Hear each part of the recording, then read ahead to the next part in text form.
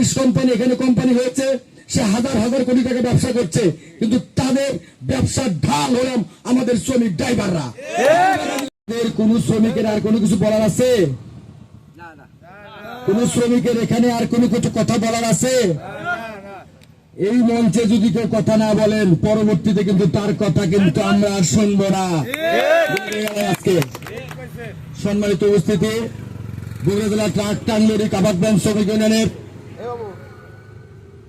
শ্রম কল্যাণ কমিটি উদ্বোধনের প্রাককালে ফকিরতলা নারিশ গেট সংলগ্ন শ্রমিক সমাবেশ। আমরা শ্রমিক, আমি মোহাম্মদ আবু রায়হান, একজন ড্রাইভার। আমি সারা বাংলাদেশের এমন কোন জায়গা নাই যেখানে ট্রাক চালিয়ে যাই নাই। আমি দীর্ঘদিন গাড়ি চালিয়েছি এবং এই কারণেই এই শ্রমিক নেতৃত্বে এসেছি। শ্রমিক যদি কেউ না হয়, সে কিন্তু শ্রমিক সেবা দিতে পারে না। আমরা কেন নারিশ গেটে আমাদের উপকমিটি দেওয়া প্রয়োজন, কেন প্রয়োজন, সে কথাগুলি আপনাদের বলতে হবে। এখানে আমাদের শ্রমিকরা যেন সুসংগঠিত থাকে এবং সংগতি বজায় রাখে, এবং আমাদের যে ড্রাইভার ভাইরা আছে তারা যেন নির্যাতিত না হয়, এবং সুন্দরভাবে যেন আমাদের শ্রমিকরা সবাই ঐক্যবদ্ধভাবে থাকতে পারে। এই কারণেই কিন্তু এই উপকমিটিগুলির প্রয়োজন হয়। বগুড়া জেলায় আমাদের প্রায় 40টি উপকমিটি আছে। প্রত্যেকটি উপকমিটিতেই আমাদের কোন না কোন সমস্যা হয়ে থাকে, কিন্তু আমি দেখি নাই আজ পর্যন্ত যে আমার শ্রমিকদের, যারা আমার শ্রমিক ইউনিয়নের সদস্য, তাদেরকে ডাকার পরেও তারা যদি না আসে, এই ব্যর্থতা তাদের, এই ব্যর্থতা আমাদের না। তাহলে যদি আমাদেরকে এসে বলতো, ভাই আমাদের এই প্রবলেম, আমাদের এই সমস্যা, আপনারা একটু দেখেন, আমরা কিন্তু অফিসে আমাদের নেতৃবৃন্দদেরকে নিয়ে মিটিং এর মাধ্যমে এই সমস্যার সমাধান করতাম। যাই হোক, আমরা সার্বিকভাবে সদস্যদের অর্থনৈতিক স্বার্থ সংরক্ষণ করা, পরিবহনকৃত পণ্য সমূহের নিরাপত্তা বিধান করার স্বার্থে পণ্যের চালান প্রদান সহ প্রয়োজনীয় সতর্কতামূলক ব্যবস্থা গ্রহণ আমরা শ্রমিক ইউনিয়ন থেকে করি। আমরা শ্রমিক ইউনিয়ন থেকে যে চালানটা দেই, সেই চালানে লেখা থাকে এই ড্রাইভার কোন শ্রমিক ইউনিয়নের সদস্য, এবং এই ড্রাইভার আমাদের এই মালটা সঠিক গন্তব্যে পৌঁছাবে কিনা। নারিশ কোম্পানি এখানে কোম্পানি হয়েছে, সে হাজার হাজার কোটি টাকা ব্যবসা করছে, কিন্তু তাদের ব্যবসার ঢাল হলাম আমাদের শ্রমিক ড্রাইভাররা। যদি না থাকতো তাহলে এই সমস্ত প্রতিষ্ঠান কিভাবে চলতো আল্লাহ জানে। আমরা টেকনাফ থেকে তেতুলিয়া, রূপসা থেকে পাতুরিয়া আমাদের শ্রমিকদেরকে দিয়ে সারা বাংলাদেশের গতিশীল করার জন্য শ্রমিকরাই এদেশের চালিকা শক্তি হিসাবে আখ্যায়িত হয়েছে। আমরা যদি মনে করি আমরা শ্রমিকরা সারা বাংলাদেশে 15 দিন ঘুম পারমু, তাহলে এই বাংলাদেশের কি অবস্থা হতে পারে? আমরা কিন্তু কখনো তা করি না। আমরা বাংলাদেশের চালিকা শক্তি, আমরা বাংলাদেশকে আরো সমৃদ্ধিশালী করার জন্য আমরা শ্রমিকরা রাত দিন খেটে নিরলস পরিশ্রম করে থাকি। রাত্রে দেখা যায় শ্রমিক আর কুকুর ছাড়া রাস্তায় কাউকে পাওয়া যায় না। অনেক সময় পুলিশ ভাইরা যারা রাস্তায় ডিউটি করে তারাও যায় কিন্তু ঘুমায়, কিন্তু আমার শ্রমিকরা কিন্তু অতন্ত্র পৌরীর মতো বাংলাদেশকে পাহারা দিয়ে থাকে। তাই আমি বলতে চাই, এই বাংলাদেশকে সুখী ও সমৃদ্ধ করার জন্য শ্রমিকদের ভূমিকা অপরিসীম। আরবিতে একটা কথা আছে, বিসমিল্লাহির রহমানির রহিম, আল কাসিবু হাবিবুল্লাহ, শ্রমিক হলো আল্লাহর বন্ধু। কেন শ্রমিক আল্লাহর বন্ধু? কারণ শ্রমিকরা মেহনত করে পরিশ্রমের টাকা দিয়ে হালাল রুজি করে তার পরিবারকে রুজি রুটির ব্যবস্থা করে দেয়। আর যারা চেয়ারে বিভিন্ন জায়গায় বসে দুর্নীতি করে, তাদের কিন্তু এত হালাল টাকা দিয়ে তারা চলতে পারে না। আমার শ্রমিকরাই হালাল টাকা দিয়ে, হালাল পরিশ্রমের মাধ্যমে বাংলাদেশকে সুখী এবং সমৃদ্ধিশালী দেশ হিসাবে গড়ে তুলবে।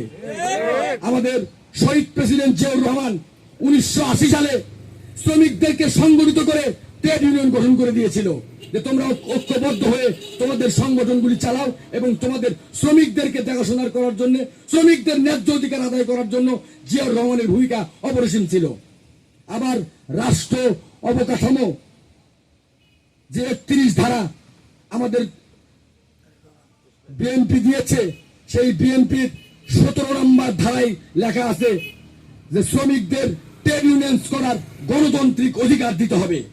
শ্রমিকদেরকে ঐক্যবদ্ধভাবে তাদের শ্রম অধিকার ন্যায্যভাবে মালিকদের থেকে যাতে নেওয়া যায়, সে ব্যবস্থা কিন্তু এই 31 ধারার মধ্যে উল্লেখ আছে। তাই আমি আমার শ্রমিকদের ভাইদেরকে আকুল আবেদন এবং নিবেদন, আপনারা এই 31 ধারার মধ্যে 17 ধারাটি অবশ্যই পড়বেন।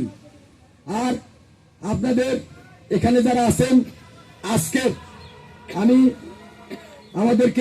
আমি আজকে কমিটি ঘোষণা করতে পারতাম, আমরা কিন্তু কমিটি এখানে শ্রম কল্যাণ উপকমিটি আমরা ঘোষণা করতাম, কিন্তু আমরা অত্যন্ত ধৈর্যশীল এবং আমরা যারা নেতৃত্ব দেই তারা অত্যন্ত বিচক্ষণ।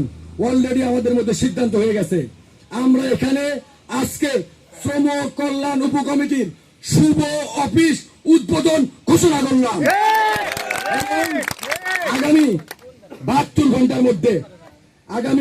ঘন্টার মধ্যে যদি কোনো কথা আপনাদের থেকে থাকে, যদি আপনাদের মনে হয় যে আমরা ভুল করেছি, আমরা এই শ্রমিক সমাবেশে কথা বলতে পারতাম, আমাদের নেতৃবৃন্দদেরকে আমাদের অসহায়ত্বের কথা, আমাদের কি প্রবলেম হচ্ছে আমরা বলতে পারতাম, তাহলে আমরা শুনে আজকে কিন্তু এখানে সিদ্ধান্ত দিয়ে যেতাম। 72 ঘন্টার মধ্যে যদি আমাদের এখানে শ্রমিকরা ঐক্যবদ্ধ হতে পারে এবং তারা যদি সুখে দুঃখে একে অপরের ভাই হিসেবে কবুল করে নেয়, আমরা এই সারির নেতৃবৃন্দ যারা আছে আবার নতুন করে পূর্ণাঙ্গ করে কমিটি ঘোষণা করব। আর যদি দেখি যে না, আমাদের এই শ্রমিকরা কথা শোনে না, সংসারে যদি বাপ তার গার্জেনের বাপের যদি শ্রদ্ধা না করে, সন্তান যদি বেয়ারা হয়, সন্তানকে কিন্তু যদি মাদকাসক্ত হয়, তাকে কিন্তু ব্যাসে ভর্তি করে রেখে আসতে হয়, ব্যাসে ভর্তি করে রেখে তাকে সংশোধন করতে হয়।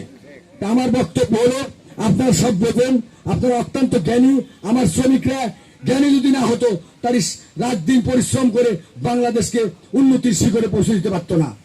অতএব আসুন আমরা আমাদের দ্বিধাদ্বন্দ্ব ভুলে যাই, আমরা সকলে কাঁধে কাঁধ মিলিয়ে ঐক্যবদ্ধ হয়ে নারিশ গেট সংলগ্ন যত শ্রমিক আছে সকলকে ঐক্যবদ্ধ ভাবে থাকার জন্য এবং শান্তি শৃঙ্খলা সংহতি বজায় রাখার আহ্বান জানিয়ে আজকে আমাদের শ্রমিকদের সুখ সমৃদ্ধি ও মঙ্গল কামনা করে আমি আমার বক্তব্য শেষ করছি। বাংলাদেশ জিন্দাবাদ, শ্রমিক ঐক্য জিন্দাবাদ। আমাদের সাথে স্লোগান দিবেন আপনারা, আমরা স্লোগান দিয়ে উত্তর দিবেন, দুনিয়ার মজদুর, দুনিয়ার মজদুর, দুনিয়ার মজদুর, দুনিয়ার মজদুর। আসসালামু আলাইকুম। ধন্যবাদ সভাপতিকে। সবার